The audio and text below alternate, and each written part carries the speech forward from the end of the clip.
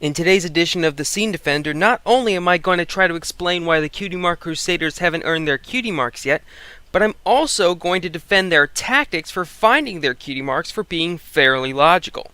Now the problem with this is, the episode Showstoppers gave us a sneak peek at what their cutie marks might be someday, right?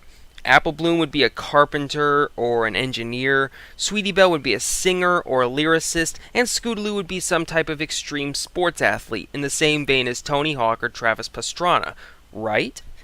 Well, in order to answer that, I think we need to go back and look at the episode that gave us the most insight into how cutie marks are obtained in Equestria, the Cutie Mark Chronicles. In this episode, the main six tell the Cutie Mark Crusaders how they earned their cutie marks, but if you listen to the stories that they tell, a pattern begins to form. Rainbow Dash earned her cutie mark the first time she competed in a race. Not just the first time she performed the Sonic Rain Boom, not just the first time she won a race, but when she first discovered racing, the first time she discovered that need for speed.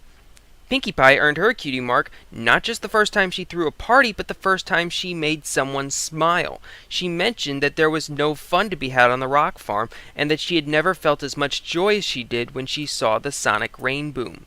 Fluttershy earned her cutie mark the first time she interacted with the woodland critters. Rarity earned her cutie mark the first time she used her magic to find gems, and the first time she used said gemstones in her costumes. Applejack earned her cutie mark the first time she realized that she belonged with the apples, and Twilight earned her cutie mark the first time her magic went God mode. So apparently, based on the main six's stories, cutie marks aren't earned through mastery of a certain talent, but rather upon discovery of a certain talent. The first time you try something that pertains to your cutie mark, looks like the blank flank got a cutie mark.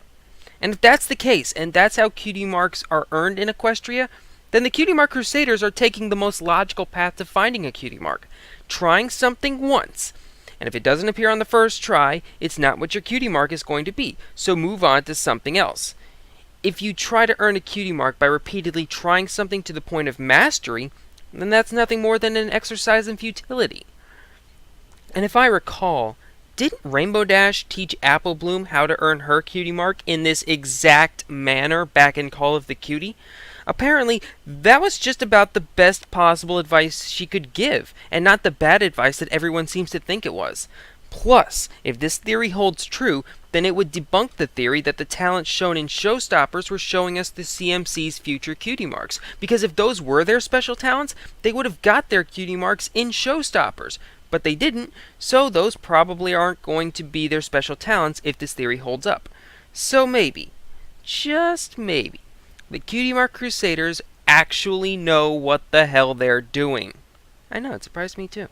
Hey, thanks for watching. I know that the Cutie Mark Crusaders' quest to find their cutie mark is a little bit of a divisive topic, but if you have any thoughts or comments about it, leave a concise comment down below.